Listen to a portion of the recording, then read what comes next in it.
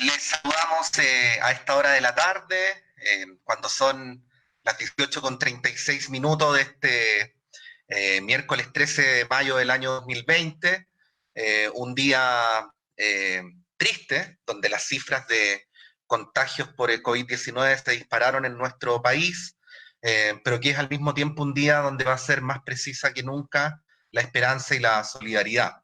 En un día como este hemos querido reivindicar a un sector y a un tema que nos parece crucial en el tiempo que corre y que es toda la comunidad migrante que habita nuestro país. Es por eso que damos inicio a este conversatorio que se llama COVID-19 y el castigo a la migración, racismo en tiempos de pandemia.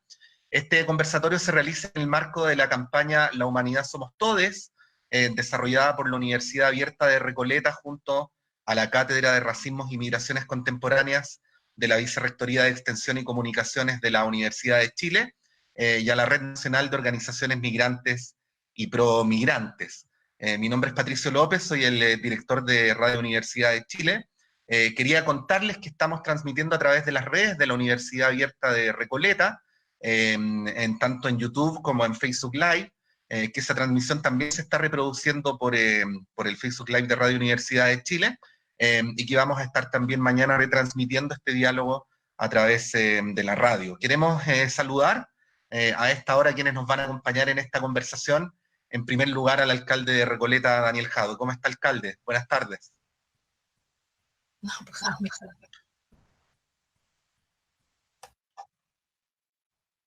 Alcalde, le tenemos que pedir que habilite su micrófono.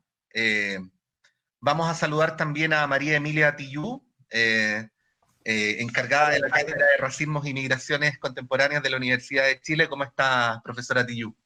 Muy buenas tardes, un gusto estar con ustedes. Aquí estamos, muy bien, muchas gracias. Sí, alcalde, no le escuchábamos, así que ahora lo podemos escuchar si es que habilita el micrófono. No, darle mi saludo a todos y a todas y agradecer este espacio tan imprescindible por estos días en este país tan racista todavía y tan chauvinista y tan complejo, la verdad, ¿no?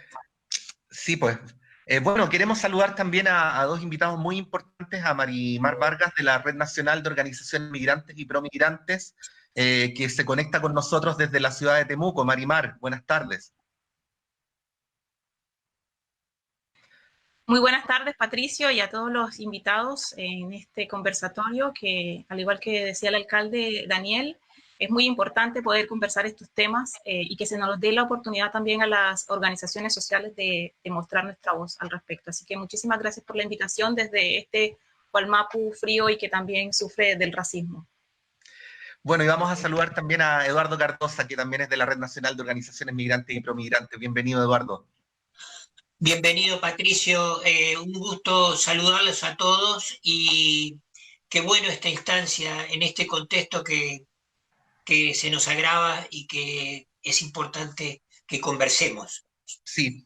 Bueno, teníamos una pauta original, pero yo creo que esa pauta está de alguna manera condicionada por el anuncio de la cuarentena total que se hizo hoy día.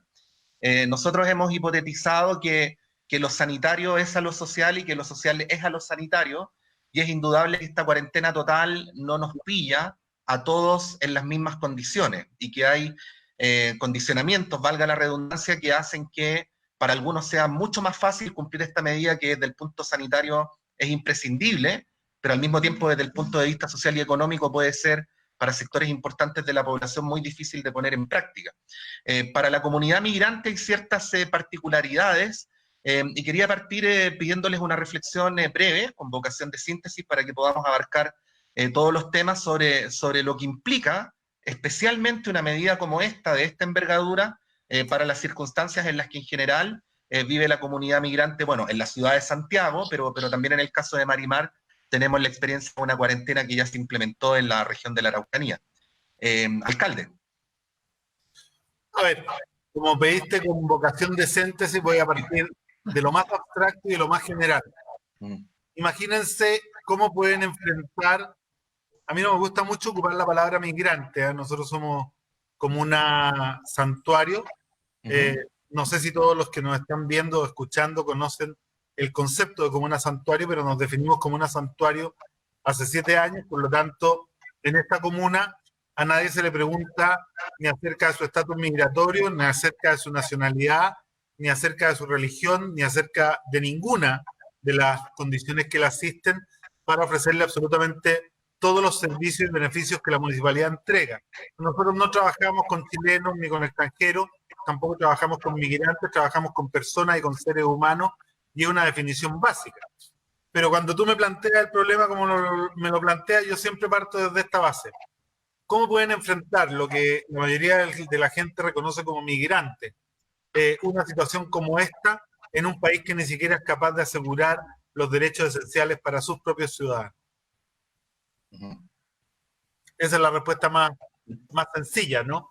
Acá ni siquiera hay conciencia de los derechos de ciudadanía, y por lo tanto menos conciencia podría haber sobre un concepto que es bastante nuevo en nuestro país, que yo creo que muy pocos conocen, que son los derechos de residencia, que son los que igualan a todos los habitantes de un territorio sin importar ninguna otra consideración.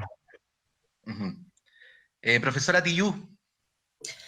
Bueno, que alegría escuchar lo que dice Daniel, porque el día que dejemos de hablar de migrantes, porque consideramos que hay iguales, ¿no?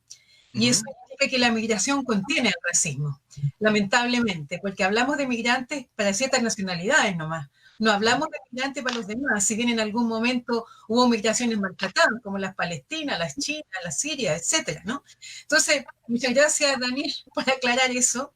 Y luego, siguiendo la pregunta, y tratando de decirlo muy brevemente, es que estamos frente a un mundo de trabajadores.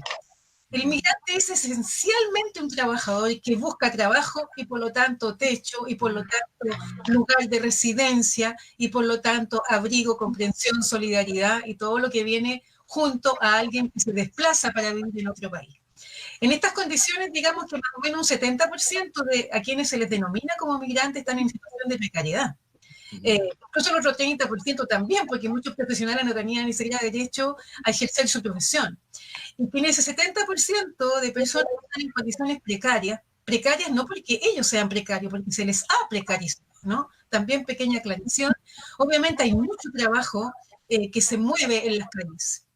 Y por lo tanto, si bien la cuarentena, como bien tú dices, es imprescindible, para algunos va a ser un problema súper grave. Yo creo que esto lo pueden decir sobre todo nuestros amigos migrantes que están hoy día con nosotros. Sí, Eduardo. Dígame. Eso, tu reflexión respecto a el modo en que una medida como esta aterriza específicamente. Nosotros, entendiendo la necesidad de todas las medidas de cuidado para poder, en tiempo de pandemia, la verdad es que veníamos ya no pudiendo cumplir muchas, y sobre todo las personas que están viviendo en campamentos, que están en situación mucho más precaria, viviendo al día, digamos, estaban en una disyuntiva que era complicada, que es la disyuntiva de decir, me tengo que cuidar, pero si me cuido no como. Y si fuera yo solo, pero tengo familia. Entonces, si me cuido, no comemos. Y ante esa disyuntiva, bueno, ahora con el cierre total, con la cuarentena total y con el control que va a haber al respecto, no sé cómo vamos a hacer para comer, y ahí hay un desafío, que es un desafío que no está claro de cómo se va a abordar, porque las municipalidades solas no van a poder, y desgraciadamente en este proceso, todo lo que está más cerca de la gente, todo lo que está más cerca de los sectores más precarizados, está como desconectado. Entonces, hay muchos sectores, y dentro de nuestros hermanos hay mucha gente que no calza con ninguno de los beneficios parciales que se han dado. Entonces, ahí hay desafíos grandes que haber después. Sí, bueno, Marimar ya sabe de esto de las cuarentenas totales, así que algo nos puede ilustrar sobre el punto.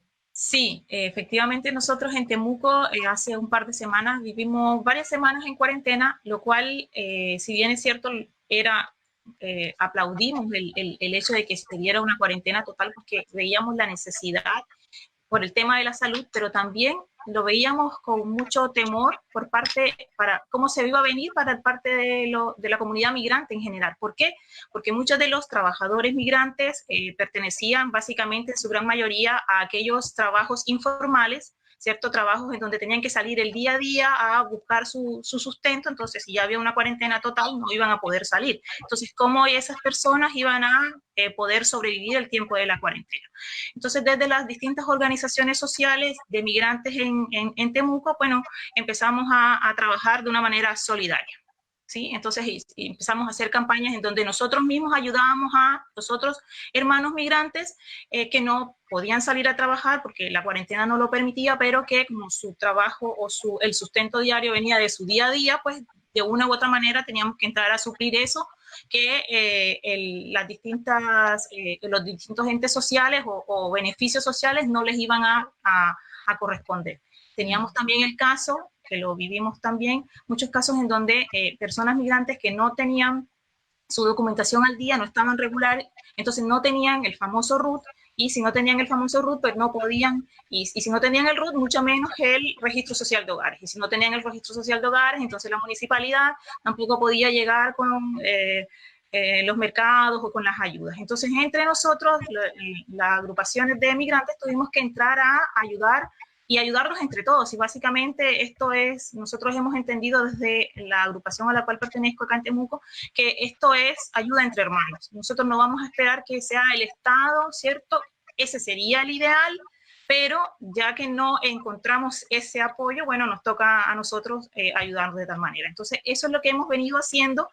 Ya no estamos en cuarentena total, pero tenemos muchos hermanos migrantes que han perdido sus trabajos, otros no tienen su documentación al día, entonces no pueden acceder a los beneficios ni a los fondos, entonces tenemos que entrar ahí de una manera solidaria poder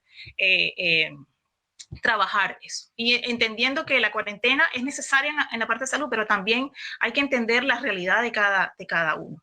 Si me quedo en casa, ¿cómo como? Si salgo, me enfermo, y si salgo, además quedo estigmatizado, porque, el migrante no respeta la cuarentena, este tal que está en la calle, que está contagiando, etcétera, etcétera. Entonces, está esa disyuntiva que vivimos los migrantes en esta parte del territorio. Bueno, de las primeras intervenciones que ustedes hicieron se desprende una gran cantidad de temas que podríamos ir abordando. Hoy enumero algunos: el tema de las precariedades particulares, el rol de las municipalidades y el modo en que tienen que ser apoyadas para poder desarrollar esa labor más acotada territorialmente, el tema de a quién responsabilizar de que haya tantas personas que no hayan podido regularizar su situación legal, ¿a quién hay que responsabilizar de eso? Bueno, el tema de cómo se están organizando también en las comunidades para poder enfrentar una situación como esta, y los fenómenos de estigmatización que más de algo tienen que ver con el racismo mediático también. Yo quería preguntarle a la profesora Tillú, recordando quizás una conversación que tuvimos con la radio hace algún tiempo, respecto al modo en que hay ciertos trabajos, ¿no?, que la comunidad migrante empieza a acoger. Algunos trabajos que son los que el resto no quiere hacer, como por ejemplo recolectores de basura, como por ejemplo tareas en las ferias libres, en fin, pero hay otras que son particularmente precarias. Estoy pensando en los conductores de Uber, por ejemplo, muchos de los cuales provienen de otros países y que en un contexto de cuarentena total no van a poder trabajar. La situación es especialmente precaria de los repartidores de comida a domicilio. Ahí uno puede encontrar focos importantes, y yo quería darle la palabra a la profesora Tillú porque ella alguna vez, hace pocas semanas, dijo algo así como: miren por la ventana, ellos y ellas son los que están moviendo el país, ¿no? Y ahí, profesora, le quería pedir una reflexión respecto a estos bolsones de empleo, los vamos a llamar así, donde es particularmente la comunidad de personas que vienen de otros países las que están adquiriendo estas tareas y las que se ven enfrentadas al mayor riesgo de que eventualmente estos puestos de empleo desaparezcan. Sí, si bien el fenómeno de los nichos laborales, podríamos llamarlo así, que son nichos laborales como señalados hacia determinadas comunidades, un fenómeno universal, lamentablemente. En Chile eso ya se naturalizó, es como si fuera algo banal pronunciar la palabra peruana e imaginar inmediatamente cuál es la labor que realiza, independientemente que la realice o no.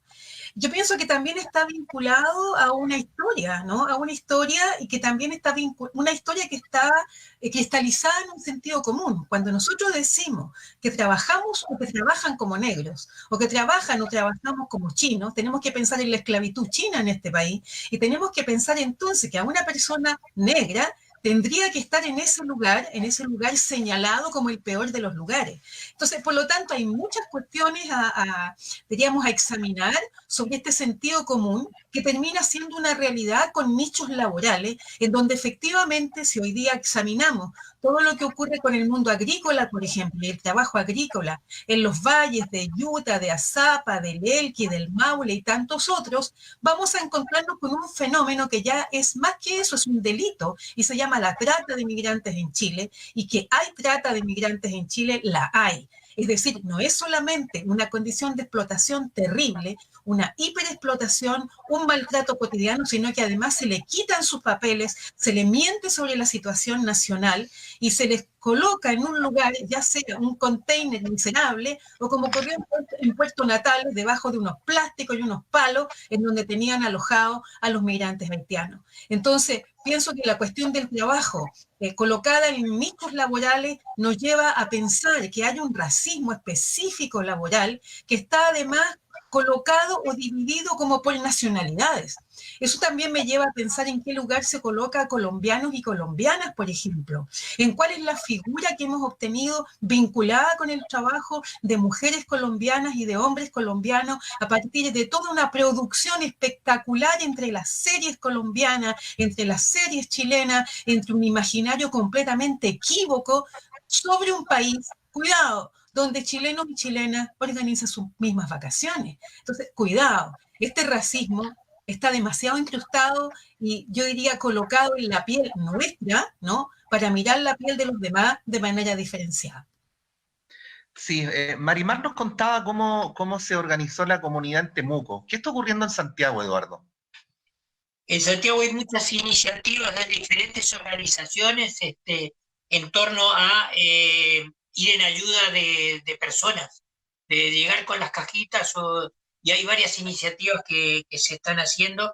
No damos abasto. Santiago es el lugar en donde hay 800.000 personas que no nacieron en este territorio y y la verdad que no se da abasto, pero hay muchísimas iniciativas que están haciendo la, la Coordinadora Nacional de Migrantes, iniciativas que están haciendo organizaciones vinculadas a nosotros, iniciativas que está haciendo la Iglesia, hay mucha iniciativa en ese sentido, digamos, tratando de suplir una enorme necesidad que no está cubierta por el Estado.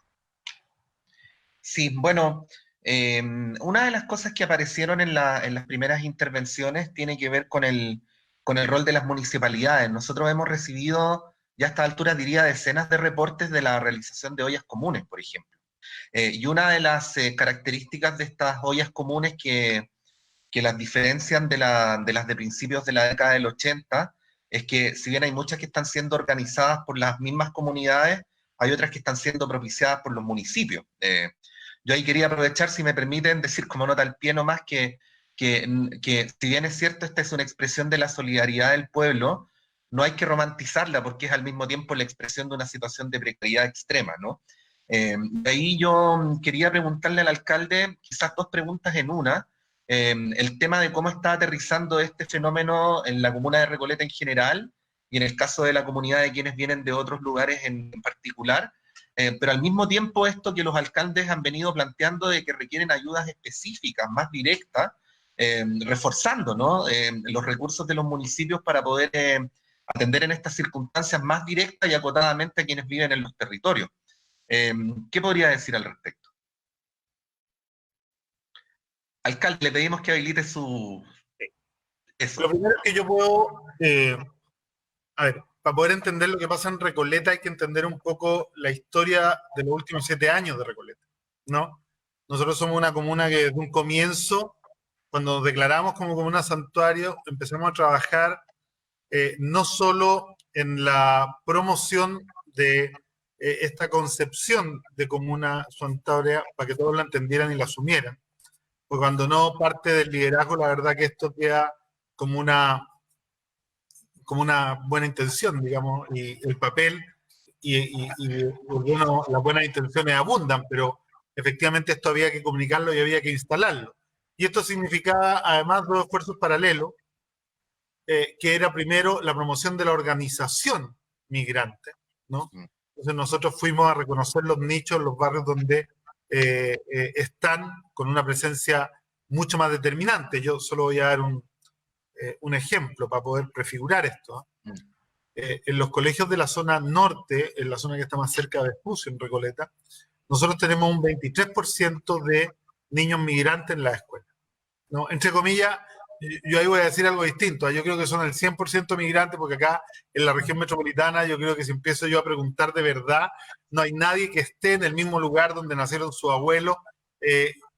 O sea, nadie. Si acá tuviéramos que sacar a los migrantes de Chile, el Congreso quedaría vacío, el gobierno quedaría vacío, y efectivamente aquí hay una concepción que por eso que me cuesta tanto discutir en el lenguaje de la dominación, que es un error permanente, sobre todo en los sectores más progresistas, que es como que asumiéramos, ¿no?, el lenguaje de la dominación y lo siguiéramos repitiendo hasta que este se empiece a hacer verdad.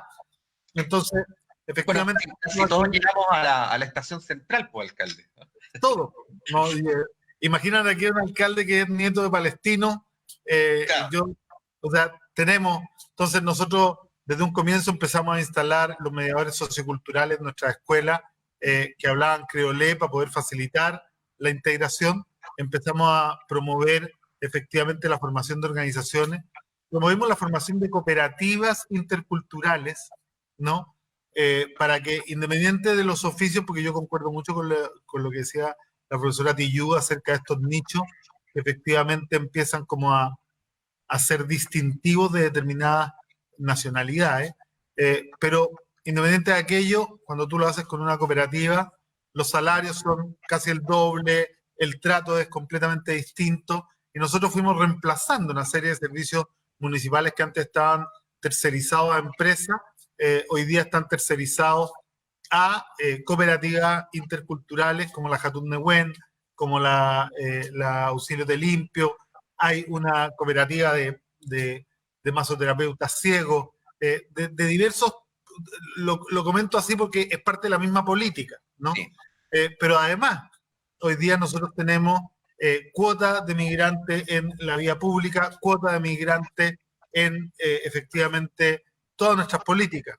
Estamos a días de entregar las viviendas en arriendo a precio justo de la inmobiliaria popular, y dentro de el proyecto de inmobiliaria popular, que son 38 departamentos, nosotros pusimos una cuota equivalente al 16% que está calculada la población migrante en Recoleta, y por lo tanto pusimos el 16% de esos departamentos para migrantes y el resto para los recoletanos, incluso poniendo un porcentaje de un 5%, 2 departamentos, para personas que vinieran de otra comuna, en el sentido de entender esto, que es necesario promover un cambio cultural. Estamos trabajando en eso hace mucho tiempo. De hecho, todos los seres humanos que residen en Recoleta son beneficiarios en igual condiciones de la farmacia popular, de la óptica popular, de la librería, del centro de diagnóstico. Y efectivamente, acá importa poco si tú tienes el registro social de hogares, si estás inscrito en el consultorio, y eso da una...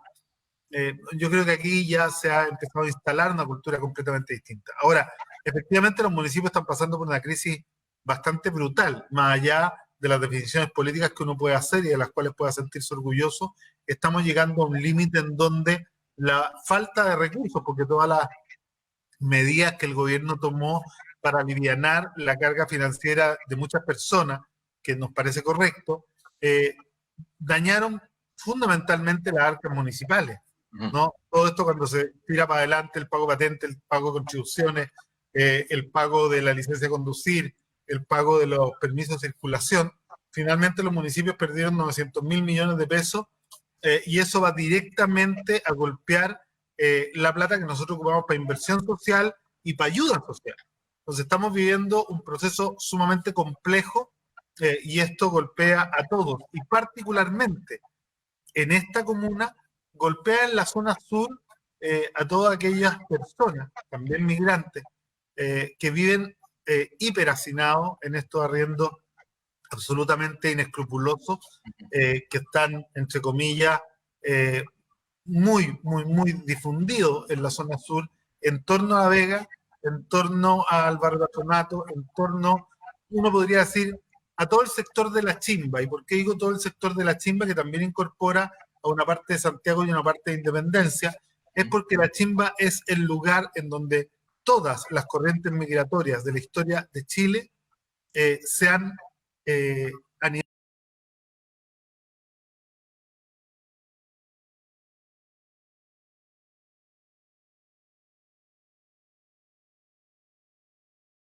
primero. En esta parte, los cementerios, los mercados, los conventos, los regimientos, los prostíbulos, y en esa economía infernal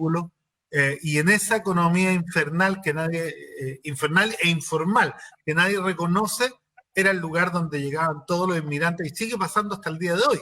Entonces aquí tenemos una cantidad enorme, yo no sabría si hay algún chileno en esa zona, ¿no? Porque en los colegios que están en esa zona, los inmigrantes llegan al 87% de nuestras escuelas, de nuestros niños. Entonces, es algo que para nosotros ya es una condición de base, digamos. Sí. Bueno, recordar a quienes se están sumando a esta hora, a esta transmisión, que estamos en el conversatorio COVID-19 y el castigo a la migración, racismo en tiempos de pandemia. Esta es una actividad que se realiza en el marco de la campaña La Humanidad Somos Todes, desarrollada por la Universidad Abierta de Recoleta junto a la Cátedra de Racismos y Migraciones Contemporáneas de la Vicerrectoría de Extensión y Comunicaciones de la Universidad de Chile y a la Red Nacional de Organizaciones Migrantes y Promigrantes. Recordarles también que a través de las redes de la Universidad Abierta de Recoleta pueden realizar sus preguntas, que al final las vamos a compartir también con los participantes de esta actividad, que son el alcalde Daniel Jadue, la profesora María Emilia Tillú, Eduardo Cardosa y Marimar Vargas. Marimar, tú en algún momento mencionabas el tema de los RUTs, ¿no? De cómo es muy difícil afrontar una circunstancia como esta cuando el país no reconoce existencia legal. Y yo quiero, para estos efectos, hacer una cita, porque es muy digno de análisis e interpretación el hecho de que el gobierno le haya puesto la urgencia que le puso al proyecto de ley de migraciones justo en este contexto de pandemia. Y cuando esto ocurrió en el Palacio de la Moneda, el presidente de la República... pasar todas las leyes malas en este momento de pandemia, porque pasan todas colas. Sí, po. Bueno, hay que no solo eso, además la pregunta es ¿por qué ahora, no? ¿Qué se quiere transmitir o qué se quiere instalar? Bueno, quiero leer la fundamentación que dio el presidente cuando habló ese día en el Palacio de la Moneda, porque él primero dice, y leo textual, porque hay que anticiparse a los tiempos, quiero pedirles que apuremos la tramitación de la nueva ley de inmigración, la que tenemos hoy día es muy antigua y no es adecuada. Y acto seguido dice lo siguiente, que es donde me quiero quedar y subrayar: necesitamos una ley de inmigración que nos permita establecer y favorecer la migración legal, cumpliendo nuestras leyes, y evitar la inmigración ilegal que no cumple con nuestras leyes. Ahí el presidente hace una distinción, permítanme la interpretación, entre los que serían los migrantes buenos y los migrantes malos, ¿no? Pero ahí lo que yo le quería preguntar a Marimar, ya que hace alusión al tema de los RUTs, es de quién es la culpa, ¿no? O cuánto margen de posibilidad de elegir tiene una persona para entrar al grupo de los migrantes buenos, vamos a decirlo así entre comillas, o quedar en el grupo de los migrantes malos, que son los que deberían quedar al margen de una legislación como esta. Marimar. Bueno, Patricio, para responderte un poco la pregunta. Básicamente, bueno, si la responsabilidad tiene que ser del Estado, porque el Estado es el que tiene que legislar o tiene que crear una normativa que facilite que las personas migrantes puedan tener una regular situación en el país. El hecho de que, hablaba con Eduardo ayer, y decíamos que se cree como que si se quitan como, o si no se colocan trabas, o si no se colocan reglas como muy duras, se pensaría que van a venir todos los migrantes y todas las personas de otros países, vamos a llenar Chile, y no es así. Básicamente el Estado es el que efectivamente tiene que actualizar su ley, porque su ley efectivamente es demasiado arcaica, pero mirada al migrante como ese enemigo público y ese enemigo que viene de fuera, y que como viene de fuera, bueno, coloquémosle todas las trabas y todos los resquicios legales para que no se quede, ¿cierto? Entonces el Estado sí, efectivamente, el gobierno tiene que actualizar su ley migratoria, pero basada en derechos, mirar al migrante, o también mirar la frontera como un espacio de encuentro, en un espacio en donde los estados y donde las personas y los pueblos se van a dividir. Y en esta misma mirada que tú me preguntas, bueno, ¿de quién es culpa de que las personas migrantes no estén regulares en el país? Bueno, básicamente es del gobierno. Uno hace un tiempo atrás, un año más o menos atrás, lanzó su famoso proceso de regularización, que más que regularización lo que hizo fue que muchas personas quedaron por fuera, no fue lo que efectivamente se dijo, hubo un colapso, todavía hay personas que están esperando sus famosas sus visas, hay personas que en estos momentos, por ejemplo, no tienen el RUT, que el RUT se les venció, pero ¿por qué se les venció? Porque no ha llegado su visa de hace 8 meses, 9 meses, 6 meses. Entonces, ¿qué está propiciando? Bueno, una precarización de las personas migrantes que, cumpliendo de pronto con todos los requisitos que tenían para poder regularizarse, no lo pueden hacer. ¿Por qué? Porque es el mismo Estado el que está colocando trabas. No son los migrantes los que no quieren regularizarse. Yo como migrante no quiero estar de manera irregular, yo no quiero estar como precarizada o estar bajo el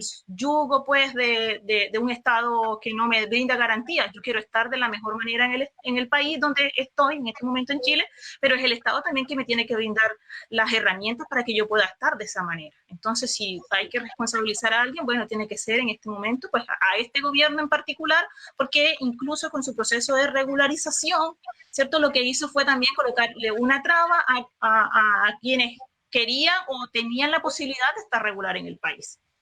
Sin mencionar toda la gente que expulsaron.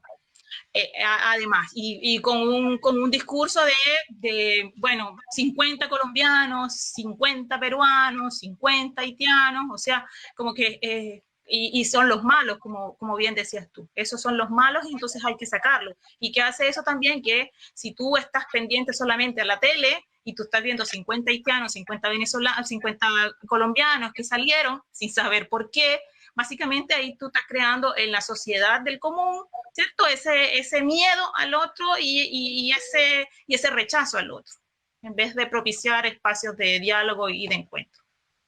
Sí, entiendo, Eduardo, que tú querías referirte al tema también. Sí, no, es terrible el manejo comunicacional que ha habido en torno a la migración, porque refuerza evidentemente el racismo y la xenofobia. Y además porque incluso, bueno, el proceso de regularización es lamentable lo que fue, porque el proceso de regularización terminó hasta separando familias, porque personas que se incorporaban para regularizarse y que después no calificaron, la llamaron un día para que fueran a hacer un trámite y terminaron al otro día en Colombia dejando a sus hijos y a su mujer acá. Ese tipo de situaciones la estamos viviendo y es una coherencia. Y es una coherencia además burlarse de normativas internacionales en las cuales Chile fue parte de la conformación de eso, como fue un poco la política migratoria que se estaba tratando de establecer a nivel de la región, que era de libre circulación entre los países de la región. Chile tiene el 45% de su migración que son vecinos de América Latina. Y acá existe, y Chile firmó el acuerdo de residencia Mercosur que no cumple y que por ejemplo, dos países como el caso de Ecuador y Perú lo cumplen hacia los chilenos, pero no hay reciprocidad en el caso de Chile. Antes también lo cumplía Colombia, pero Colombia el año pasado, por no corresponder, por no reciprocidad, cortó la posibilidad de darle visa Mercosur a los chilenos. Incluso la visa Mercosur que aplica a Chile es una visa Mercosur de 1 año, cuando normalmente la visa Mercosur es de 2 años. Entonces, hay un filtro, hay un maltrato, y hay un presupuesto en las frases que tú citaste, Patricio, inicialmente. Y hay un presupuesto que es el mismo presupuesto que lo citó el subsecretario en la comisión del Senado el otro día, y es... El subsecretario Gali.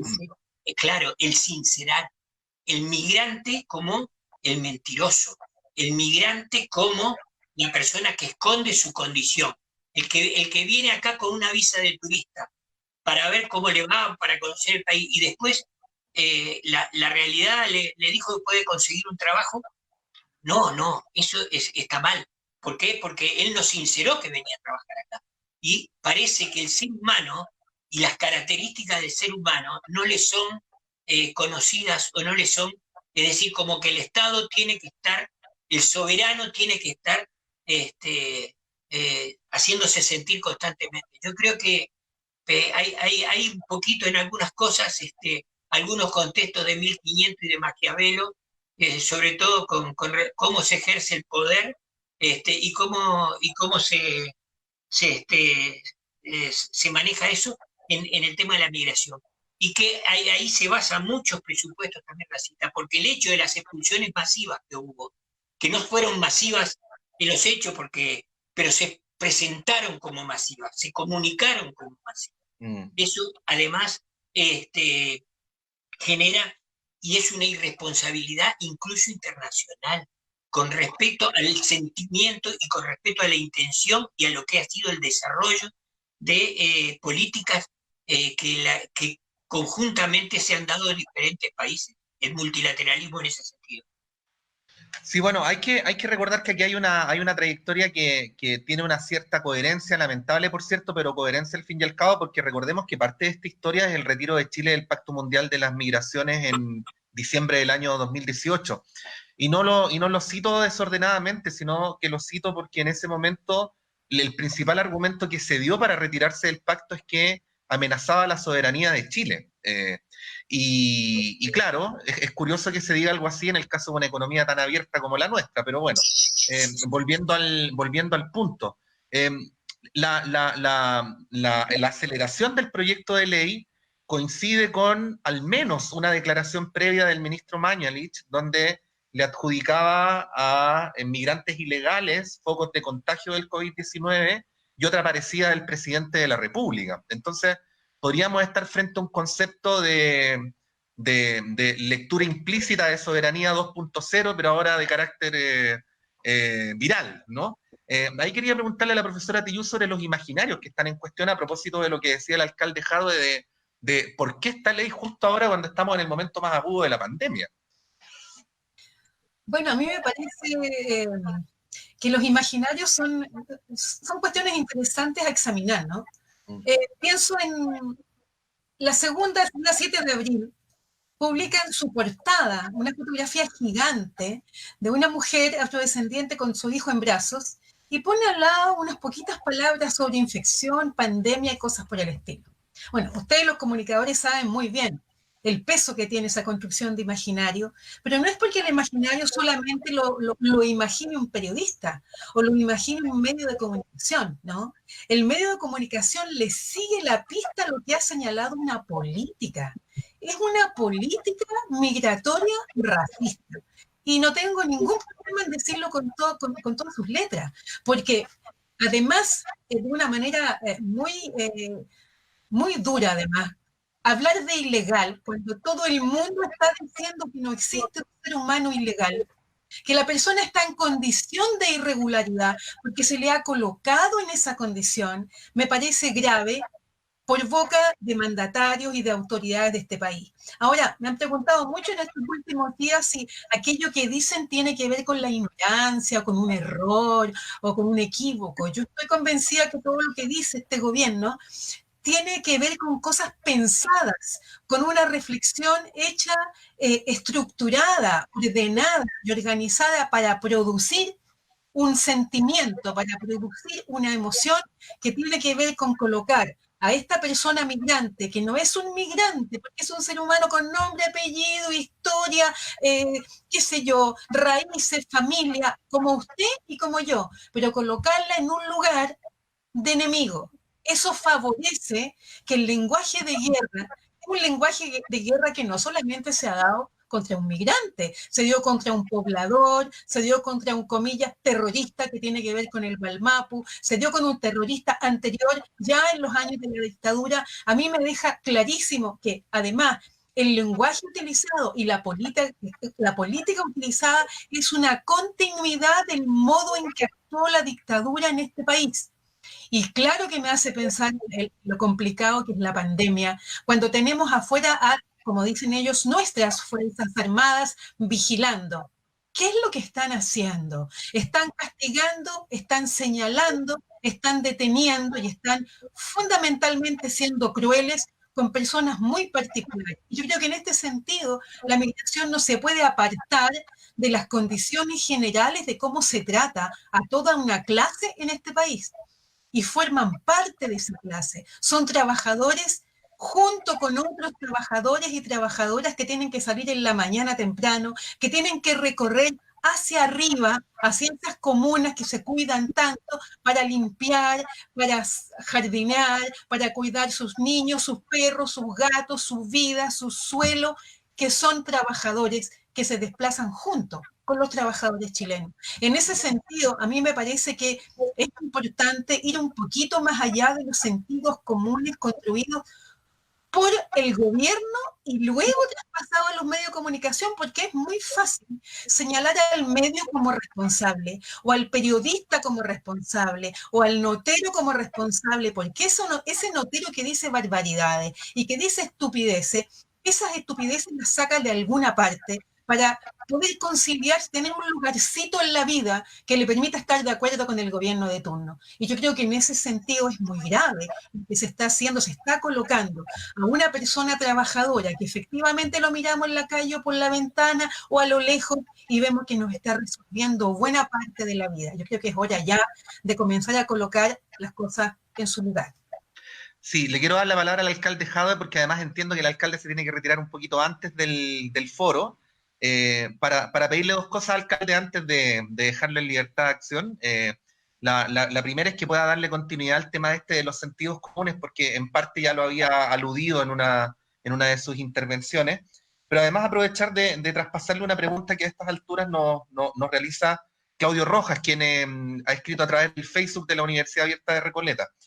Claudio pregunta cómo debe ejecutarse la política de Estado frente a la situación migratoria del país en el contexto de esta pandemia. Si se debe operar con el Estado, con el gobierno central directamente, a través de los municipios, a través de lo que él llama el tercer sector, ¿cuál sería la mejor manera, ¿no?, de llegar? Entonces, son dos preguntas en un, alcalde, para que se pueda explayar. A ver, yo voy a partir haciendo un par de reflexiones desde lo más abstracto, solo con el fin de confrontar, ¿no?, el sentido común.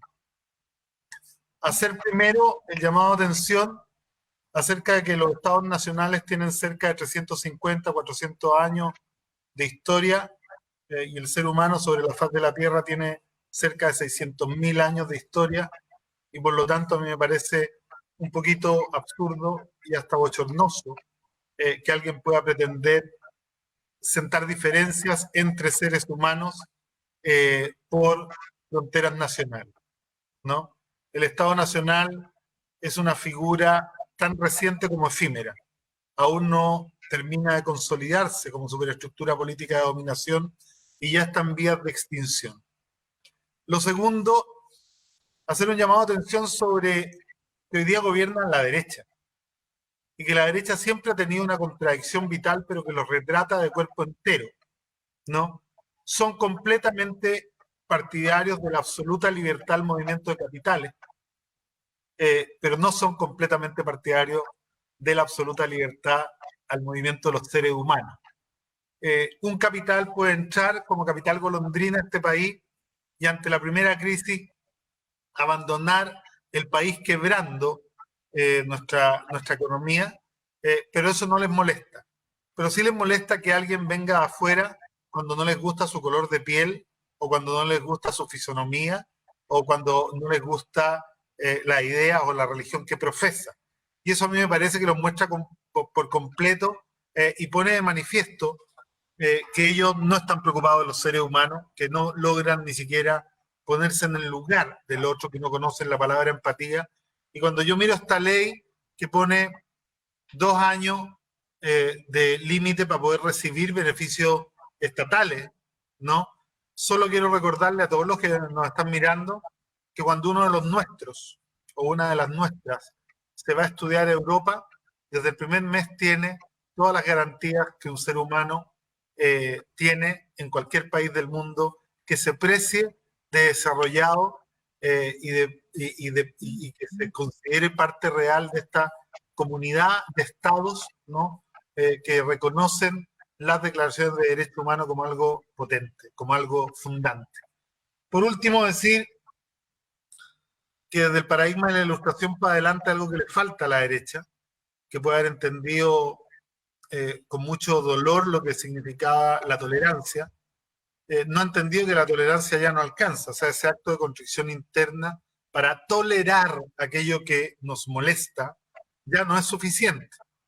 Que el siglo XX trató de reemplazar la tolerancia por el respeto, que fue algo más allá, ¿no? Que fue un imaginario colectivo que todavía se disputa entre la idea, la posibilidad de convertirse en mínimo común denominador del pensamiento contemporáneo, pero que cuando todavía el respeto no ha logrado instalarse como un sentimiento real y urbe et orbi, hoy día ya vamos nosotros, quienes por lo menos hacemos un esfuerzo sideral por mantenernos en la vanguardia, de entrar al pensamiento que debe instalarse como mínimo común denominador del pensamiento del siglo XXI, y que es que ya ni la tolerancia ni el respeto son suficientes. Hoy día tenemos que entrar y aprender a valorar como fuente permanente de riqueza la diferencia. Cuando alguien piensa que un inmigrante puede hacerle daño a la economía, a la sociedad, a nuestros valores, sencillamente no entiende nada. Cuando alguien piensa que, y no se da cuenta que el inmigrante, venga de donde venga, solo puede traer riqueza, diversidad, aprendizaje, culturas nuevas, formas distintas de resolver problemas que quizás nosotros no, ni siquiera nos imaginamos resolviendo todavía, es alguien que no está viviendo este mundo. Y yo aquí quiero además poner, como buen militante comunista, que yo no me lo puedo sacar, ¿no?, sobre la mesa esta mirada de Engels y de Marx en la dialéctica de la naturaleza, cuando se alejan del mundo, lo miran desde lejos y definen este concepto de unidad material del mundo, ¿no? Todo lo que se ve en esa pelota cuando uno la mira de lejos es una y la misma cosa. Y cuando Marx define a la naturaleza como el cuerpo inorgánico del ser humano en su manuscrito económico, filosófico económico, El trabajo enajenado, de 1844, él nos llama a entender que todo aquello que no es nuestro cuerpo orgánico es nuestro cuerpo inorgánico y es parte de nosotros mismos. Y que todo lo que le hacemos a otro, o a la naturaleza, o a un ser vivo, sea cual sea su especie, nos lo terminamos haciendo a nosotros mismos. Por eso cuando la persona que pregunta a través de Facebook me pregunta cuál es el mejor lugar, bueno, sin duda el Estado.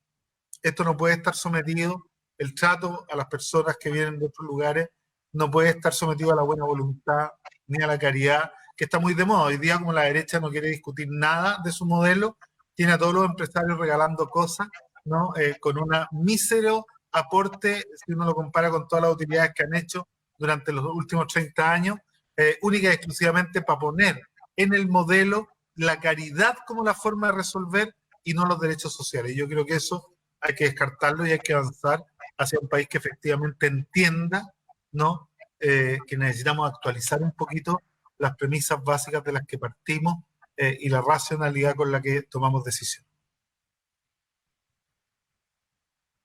Bueno, hemos tenido durante este rato este foro. Vamos a recordar que este es el foro conversatorio COVID-19 y el castigo a la migración, racismo en tiempos de pandemia, que se realiza en el marco de la campaña La Humanidad Somos Todes, desarrollada por la Universidad Abierta de Recoleta junto a la Cátedra Racismo y Migraciones Contemporáneas de la Vicerrectoría de Extensión y Comunicaciones de la Universidad de Chile y la Red Nacional de Organizaciones Migrantes y Promigrantes.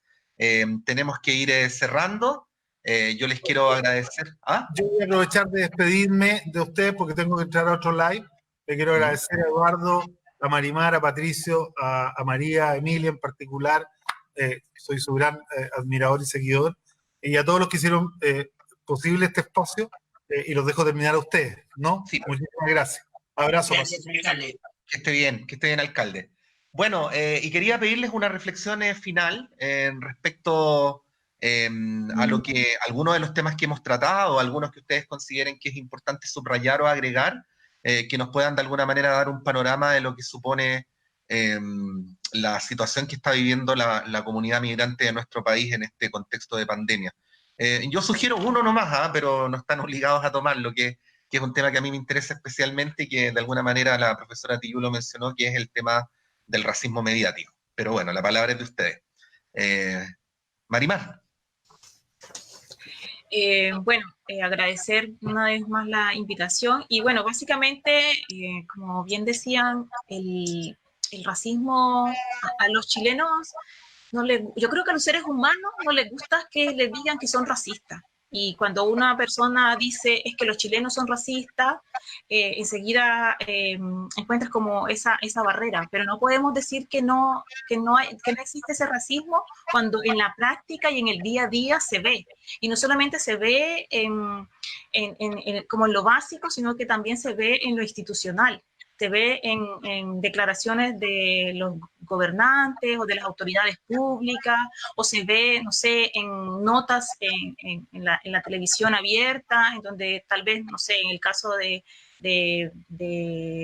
este brote que se dio en un lugar en Santiago, en donde vivían haitianos y estaban todos los matinales, y estaban todos los noticiarios, y estaban todos los periodistas ahí, y que hacía, bueno, que efectivamente se creara esa animadversión por el otro, y no se pensaba, y lo que se decía era, es que ellos no se quieren ir, es que ellos no quieren guardar la cuarentena, es que por su cultura, es que por su manera de vivir, es que por su...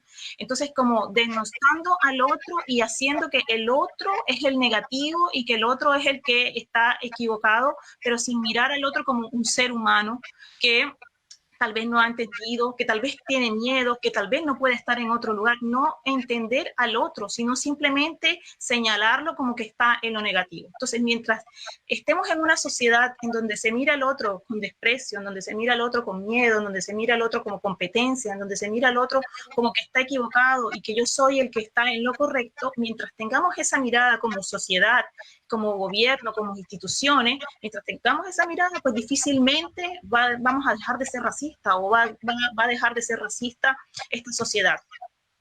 No es que todos los chilenos sean racistas, porque también hay que entender que hay una mirada distinta en un grupo de chilenos, y gracias a Dios existe esa mirada distinta en ese grupo de chilenos, pero también depende de nosotros y de, por ejemplo, esta campaña que de verdad a mí me agradó poder participar, ¿sí? Porque muestra que efectivamente te estamos mostrando una realidad. Mira, efectivamente existe un racismo. Bueno, existe un racismo, pero la humanidad somos todos. Y en este momento de pandemia necesitamos estar unidos todos. No necesitamos hacer diferencias entre chilenos y no chilenos, entre haitianos y colombianos, ¿sí? Entre ricos y pobres. Efectivamente existen las diferencias, pero no podemos, en este contexto de pandemia no podemos hacer la diferencia. Al contrario, lo que tenemos es que mirarnos con solidaridad, nos tenemos que mirar como ser humano, no como colombiano, venezolano, uruguayo, no, como ser humano. Y en este mirar al otro como ser humano, bueno, entonces vamos a poder respetar al otro, también vamos a poder entender al otro, y como me dijo una amiga, decía, como esta sociedad dialogante, en donde podamos saber que somos diversos, saber que somos distintos, pero que podamos dialogar. Y en ese diálogo podamos encontrarle solución a esas diferencias y esas divergencias que podemos entender. Entonces, básicamente, mi llamado es a que podamos mirarnos como seres humanos, no mirar nuestras nacionalidades, nuestros credos, nuestras formas de vida, nuestras formas de cultura, sino que nos miremos como humanos, y en esa mirada como humanos nos vamos a respetar. Y en esa mirada en donde nos respetemos vamos a poder dialogar. Y en la medida en que podamos dialogar, bueno, ahí vamos a encontrar puntos en comunes y vamos a poder salir adelante. Eso, básicamente, sería como mi reflexión. Muchas gracias, Marimar. Le vamos a dar la palabra a Eduardo Cardoso. Eduardo. Cortito, dos cosas. En este contexto y en este contexto de discusión de la ley migratoria, ojalá que no escuchemos nunca más de parte de las autoridades que cada vez que se habla de enfoque de derechos se considere que es un incentivo perverso, porque ya lo escuchamos demasiado y nos agota escuchar que cuando se hacen indicaciones en ese sentido se les etiquete de esa manera. Lo otro, sobre cosas que veníamos hablando, es súper necesario que se regularice a todo el mundo, que se le dé un documento de identidad a todas las personas que están en situación de irregularidad, para que incluso puedan pedir en esta etapa de cuarentena total, que puedan pedir hasta un permiso para ir al supermercado a comprar comida. En ese sentido es súper necesario eso, y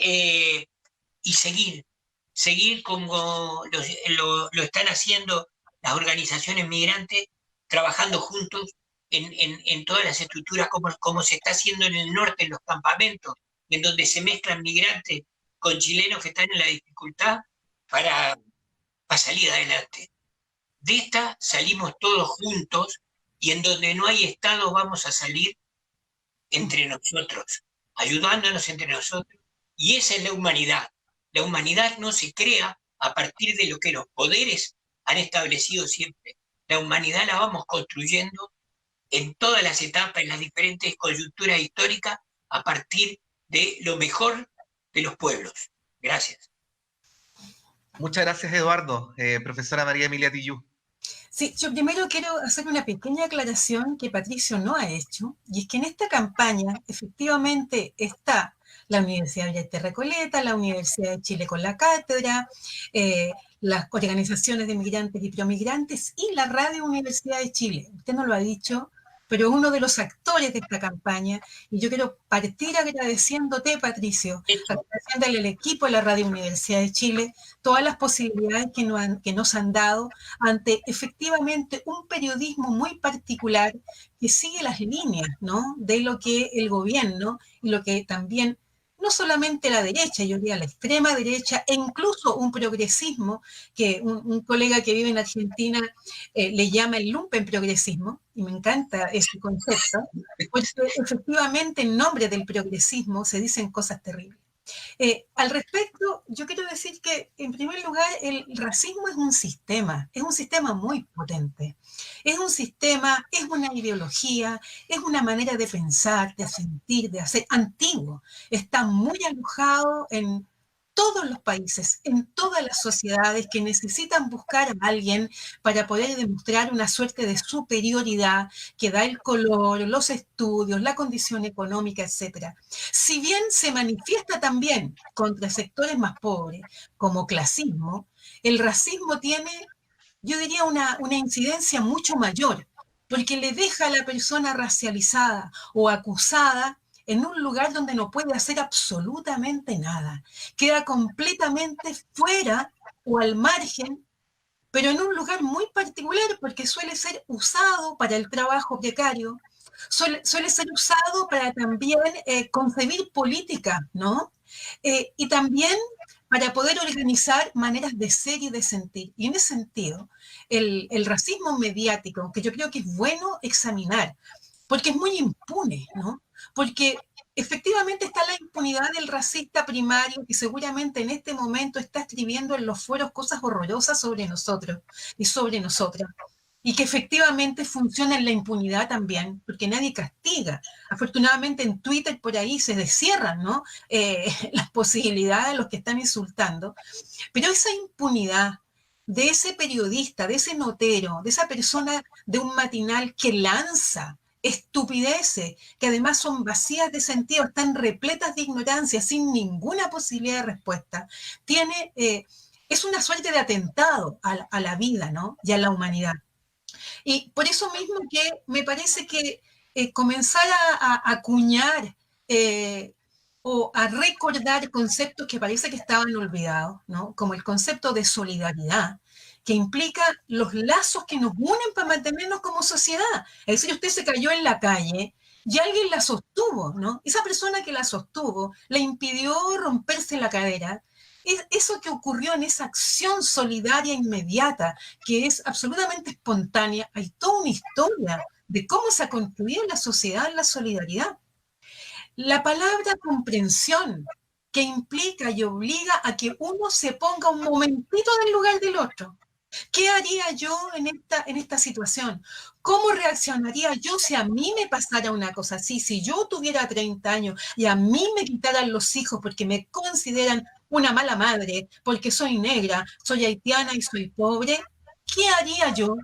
¿Cómo me sentiría yo? Y la palabra reconocimiento, que por fin tenemos que pensar en esa palabra. Ahora, evidentemente detrás de esto hay muchísimas cosas, ¿no? Pero cuando decimos la humanidad somos todos, y sí efectivamente estamos muy orgullosos de esta campaña, sabemos que se está diseminando, que se está difundiendo, que hay mucha gente que está respondiendo, es porque la cuestión de la humanidad, ¿no? Como un sustantivo, implica que hablemos de un humanismo, y de un humanismo que implica otro tipo de hombre, de mujer, de niño y de niña, que seamos capaces de construir otros seres humanos desprovistos o despojados de todo aquello que los hace estar en un lugar muy complejo hoy día, ante una pandemia, la soledad, la tristeza, la pobreza. ¿Cómo no vamos a tener un momentito para pensar estas cosas? Y pensar que efectivamente tenemos que dejar de una vez por todas de pensar que hay alguien que nos va a venir a atacar.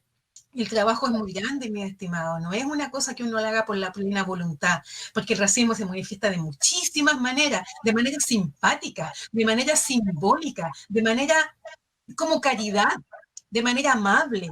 Y esas son las cosas que la persona que escucha esas cosas, que siente que a usted van y le tocan el pelo y le dicen, ay, qué lindo tu pelo, eso es una falta de consideración con el otro. A mí, ¿por qué me tienen que estar agarrando, tocando para decirme que tengo algo, comillas, diferente? Entonces, allí hay un trabajo muy grande por hacer, los necesitamos a todas, a todos, a todes, necesitamos a todas las personas interesadas en participar en esto, invitadísimos están, y solamente decir muchas gracias a esta tremenda oportunidad de haberme encontrado con ustedes y obviamente con todas las personas que están hoy día escuchando, participando y haciendo parte de este encuentro. Sí, de verdad esta es una verdadera disputa y por lo tanto es muy importante que seamos muy activos, solidarios, comprometidos, empáticos en ella. Yo al final de esta actividad nomás quiero agradecer a todas las personas que nos han seguido a través de las redes y plataformas de la Universidad Abierta de Recoleta. Agradecerles también en el plano personal a Eduardo Cardosa, a María Emilia Tillú, a Marimar Vargas y a Daniel Jadwe por esta actividad. Felicitar como periodista y como ciudadano esta campaña, La Humanidad Somos Todos, que hay que difundirla, que hay que apoyarla.